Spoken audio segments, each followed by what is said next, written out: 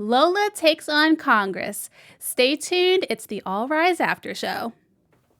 I'm Maria Menounos, and you're tuned in to AfterBuzz TV, the ESPN of TV talk. Now, let the buzz.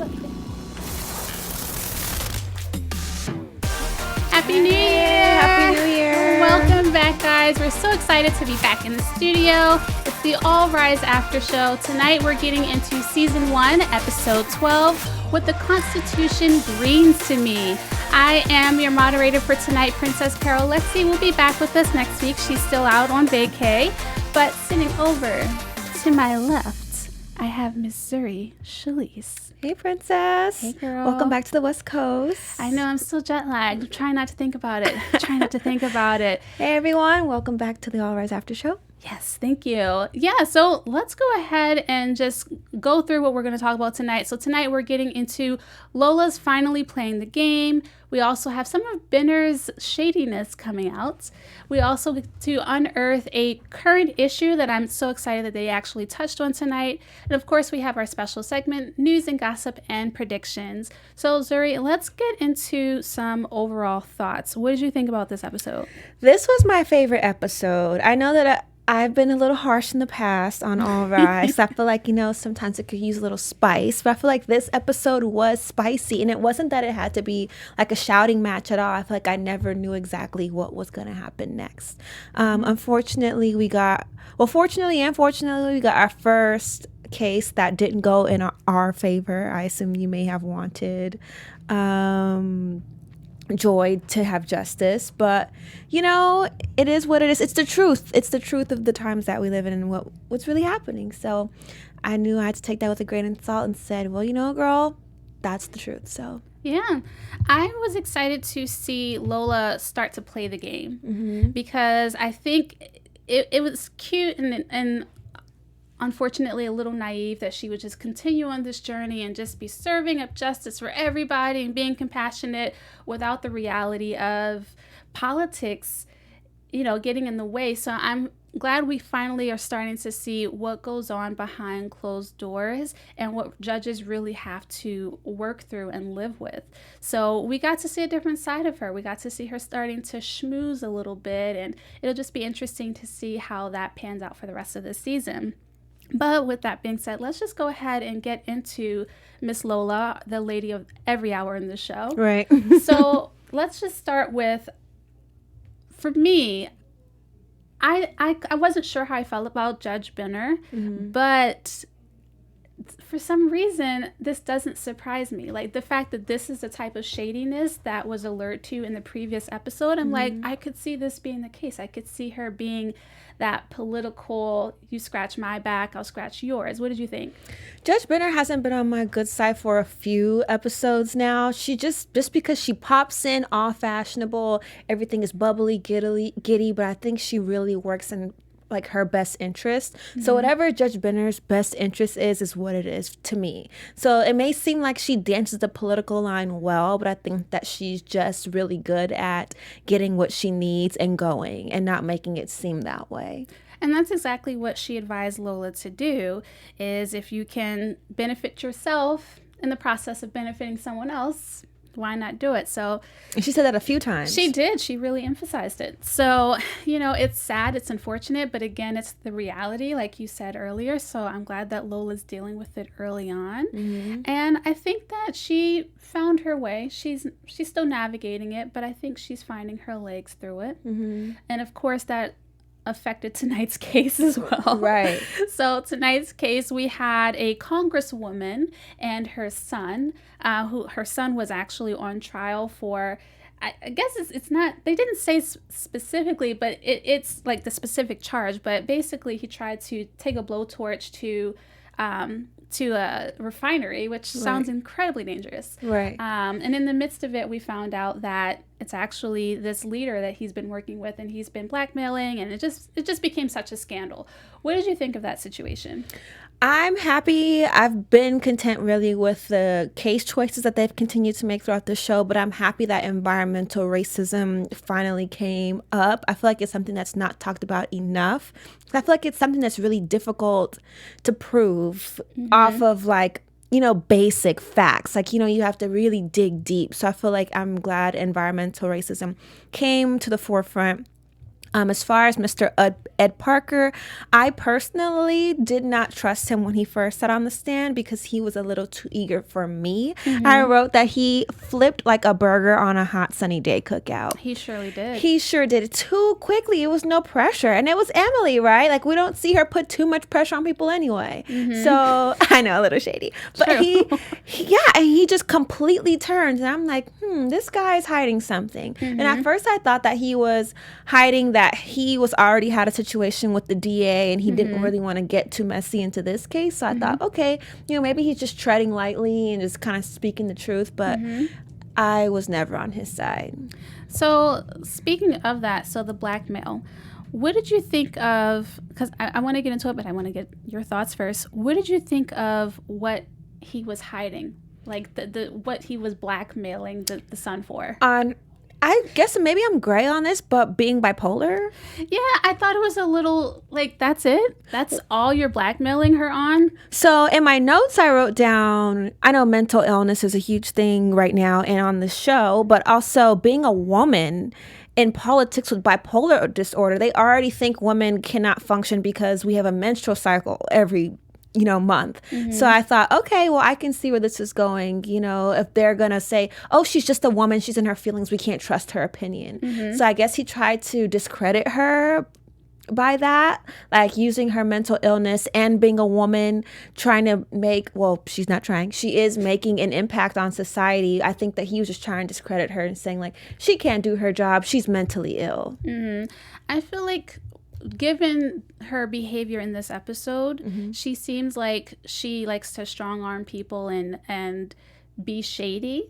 So I felt like it was kind of a letdown. Like, I thought they were building up to this big scandal, this big secret. The son has to keep it. He's protecting his mother. I thought that his mother had done something illegal. She's hiding a body. Right. I thought he was hiding a body for her. And for it to be like, oh, she's bipolar. And don't get me wrong, like, yes, that is something that is still misunderstood. But I also feel like at the same time, our society has gotten to the point where we understand more than we ever have in the past. So I just felt like we painted this woman and built her up to be this shady politician, and that was all we got. So I was a little let down by it. But what did you think of Lola's decision?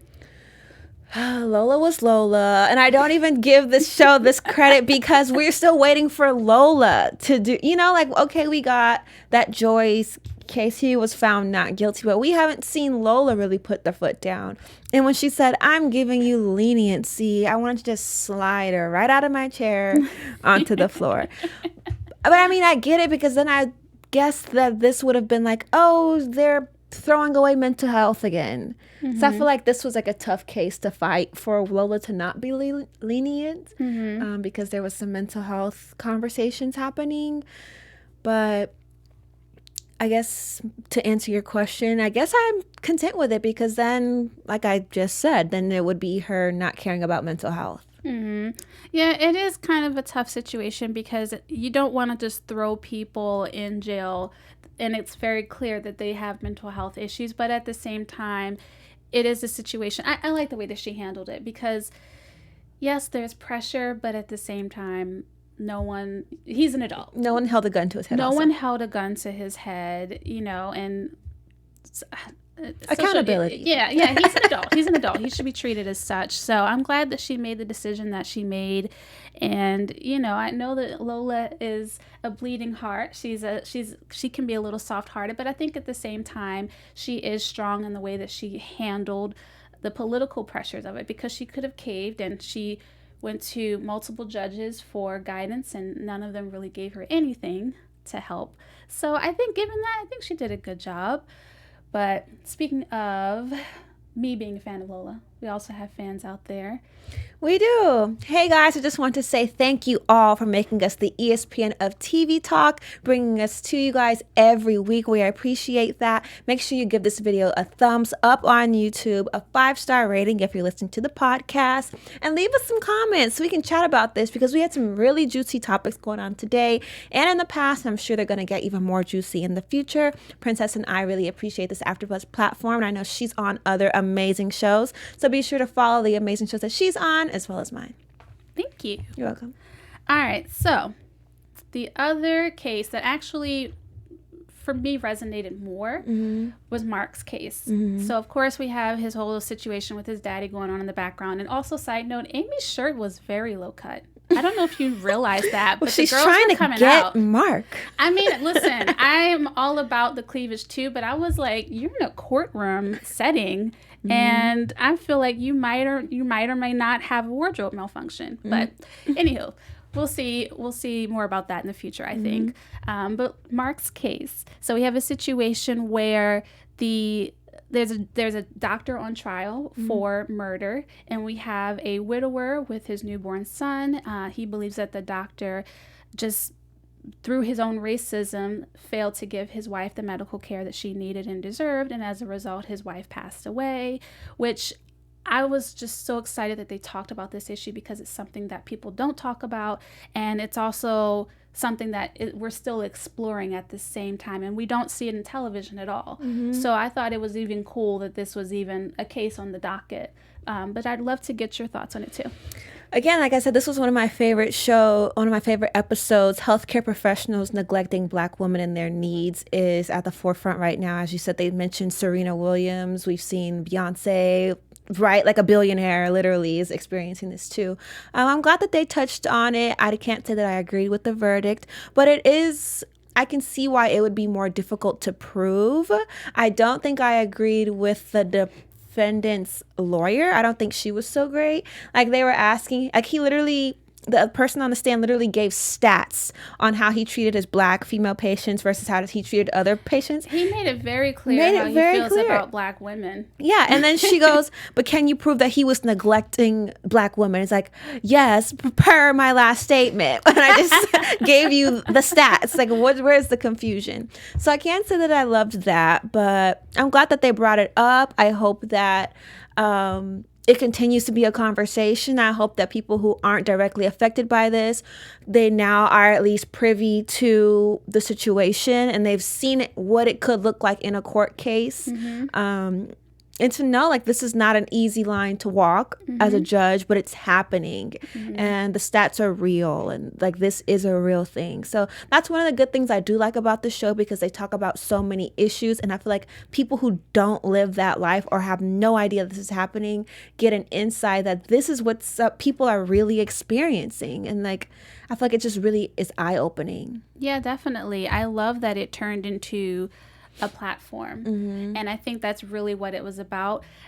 As for the verdict, for me, I think that murder was just a little too much of a reach. I think neglect would have been the easier thing to prove, and I think that he would have gotten, hands down, in my opinion, hands down, he would have been able to prove that, and he would have gotten... The stats said neglect. Well, yeah, neglect. I think murder is, and actually the doctor, Dr. Gibson's lawyer, did kind of hint to it. Murder is, there's an intention. I don't think he intended to kill her, but I think that his neglect led to it. So I think neglect would have been easier to prove and to therefore get the verdict that they were looking for. But I think the greater thing as a result of this is the platform, is the fact that people are watching this show, whether they like the social justice, element or not. They're at least exposed to the issue, and hopefully people start to look into it because it is something, like we said earlier, the statistics are mind-blowing, and I don't know about you, but I know people who have been affected by it, and it's not just infant mortality, but just in other aspects. You can say, I have a headache, and they're like, oh, girl, here's some Advil. Yeah. And die from a brain tumor 3 months later. Right. So I'm just happy that it was brought to the forefront. That's the platform that this needed. So I have a question for you. Yeah. What did you think when Dr. Gibson? No, the judge of that case. Yes. What did you think when he asked Lola, if I have any more questions, can I ask you? What was your thoughts? So I know that that's a touchy subject, and this is my thing. I believe in creating safe spaces for people. I believe in having dialogue and conversation, and I think that that's where, from my experience, change occurs. It's when people are able to ask those questions that they wouldn't normally feel comfortable asking. Not that you should be the representative of an entire group of people, but at the same time, I think people should be given that opportunity to ask something honestly without judgment, and vice versa, because there are going to be times when I want to learn about something that I don't have any knowledge of. So I think that it's a good step, but I also understand that there are some people who feel differently about those types of question and answer sessions, I guess you could say. Mm-hmm. But for me, in my personal life, I prioritize creating safe spaces for people and having those healthy dialogues. How about you? I think it's a touchy subject, and I think it's all in the manner in which it's brought to me and what's being asked. Like, you can't ask me my grandma's Kool-Aid recipe, but she did say it depends on what you ask. Right, and I think Lola had a really good response. Like, you can't ask me that, but there are other things that I don't mind answering because I feel like it's best to come from someone who's living that experience. Right. Don't make assumptions. It's best to ask and to learn. And be okay if someone says no. Yeah, because they're not entitled to answer the question. That's true. That's very true. The safe space should go both ways. Right. So that's fair. And hopefully we'll see more change from him. And I mean, we're starting to see Lola win people over slowly but surely. We are. So I love it. And I'm still on the fence about him, but because I'm not sure if he planted the mom coming and doing the whole charades, but we're just going to give him a chance. We'll see. Innocent until proven guilty. Yes. Yes. All right. So our favorite couple. Lemily. They're finally a thing. They're finally a thing openly, except when it comes to Lyft and Ubering to work. But they are still openly a thing. They're at the beach together. They're kissing in front of coworkers. I am finally on board. You are finally on board. I was not on board. You were not? I was on board, but I was just tired. That's fair.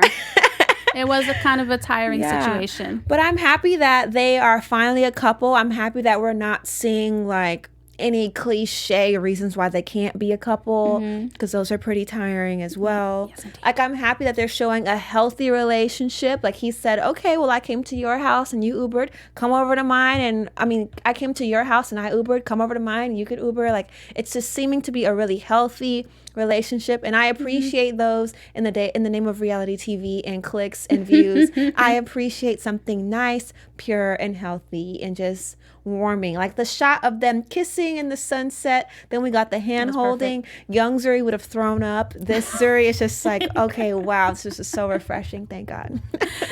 So, okay. It is refreshing, and I thought that was a beautiful shot too. I'm just thinking about the throw up comment that's stuck in my head. Anyway, what did you think of how Emily navigated this case? Because the frustrating thing for me was they weren't honest with her from the beginning, and how can you expect someone to defend you if you're not honest? I don't get it. Well, I think some people are just afraid of putting that last dagger in their own heart. Like, I just ruined it myself. But you make a good point. Like, how can someone help you? Like, it's weird when people don't trust their own lawyers. Like, why'd you hire someone you don't trust? Especially Emily. I get the whole, we've seen in previous episodes, sometimes public defenders don't really care.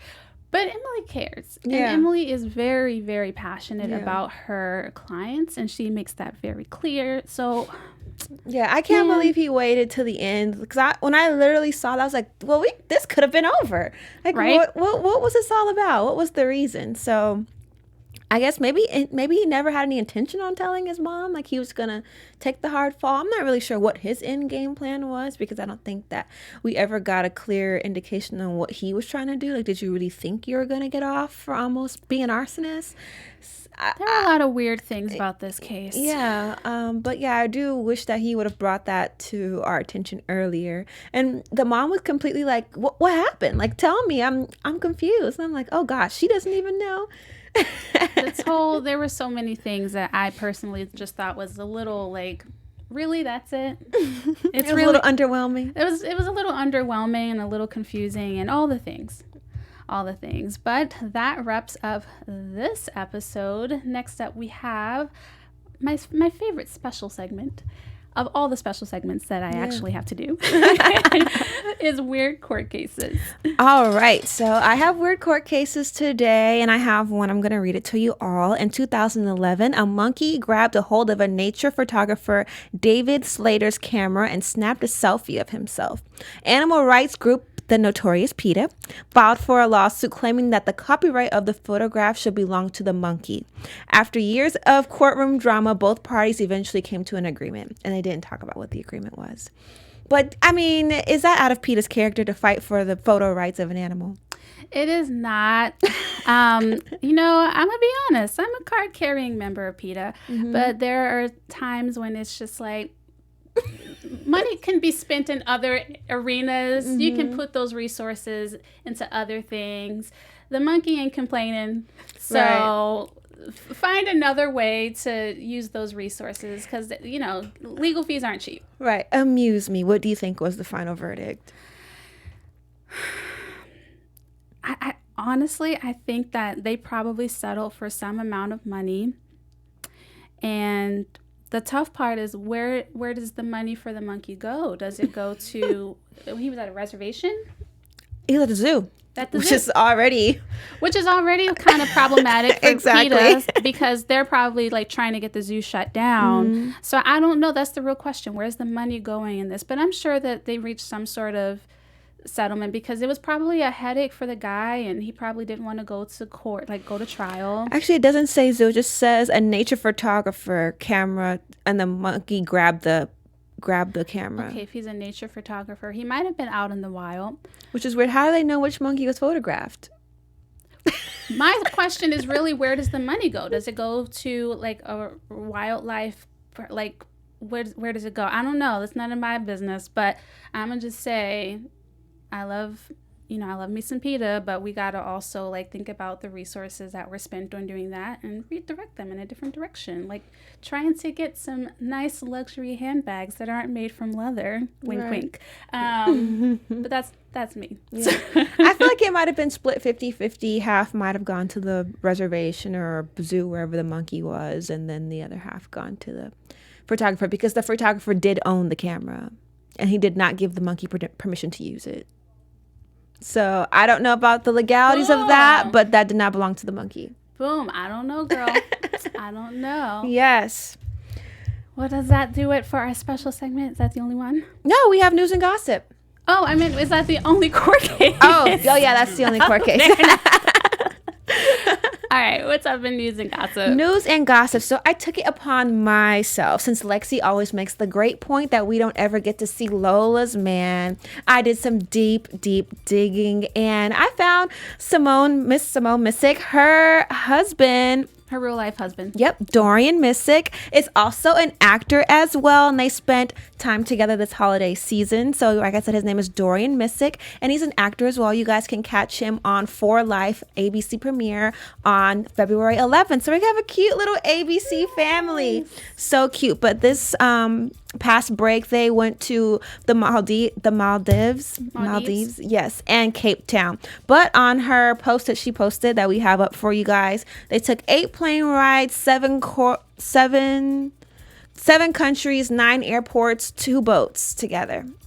That's a lot. Yeah, so they did some really cute traveling, and they have some super cute pictures. So if you follow Simone, make sure you check out her Instagram, and Dorian as well. She's in that swimsuit looking good. She's glowing. Her edges are snatched. Everything just looks amazing. That's beautiful. Right? Like they have some matching coordinating. Yes, so they matched a few times, I think, from the posts I've seen. I wish I would have known everywhere they went to, but so far just Maldives and Cape Town. It's okay. Between them.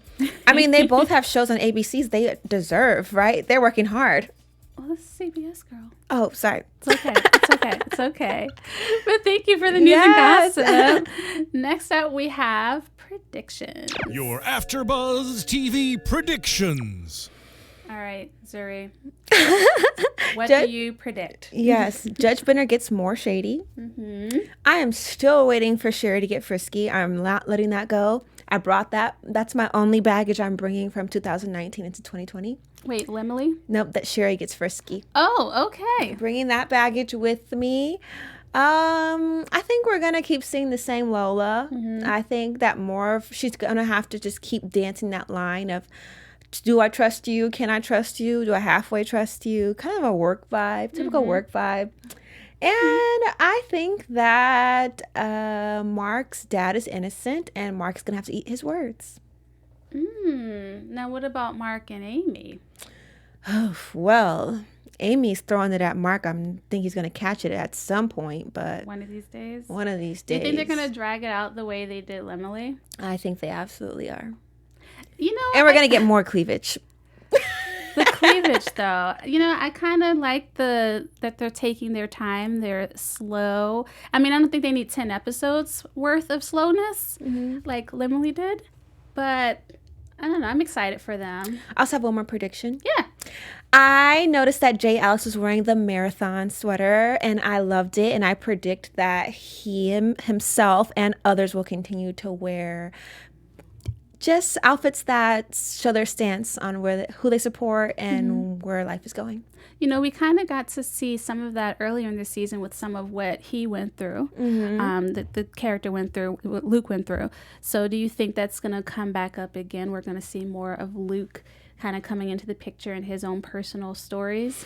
Yeah, I think that, and I think his wardrobe's going to continue to reflect that. Interesting. He's a passionate guy. Indeed. For me, I think, speaking of passion, I think Luke and Emily are just going to continue to grow. I think it's interesting that she had the Lyft situation where she didn't want them lifting and Ubering together. I think that there's still something there that's holding Emily back. I think she's like 95% of the way, but I think there is still some 5% there. And I think that'll get explored. I also think that her ex-husband is going to rear his ugly head. Oh, yeah, we've been waiting for that too. Right. And I think that Luke's going to defend her, and it's going to be super amazing. I also think, so we start to see Lola dance that dance, like you said, and start to see her start to get into the political arena, not in terms of government, but more of the politics of being a judge. And I think that we're going to see more of that. I hope that we see her fall a few times, but I think that in the end, she's going to learn how to do it her way. Because I think at some point, you do have to learn how to play the game, but that doesn't mean you can't play it your way. Also, Judge Benner called Lola her protege. What do you think of that? I knew it the whole time. I knew that's what she was doing. She was grooming her, but I think is she? I think she is, but I think that she's underestimated Lola and Lola's character.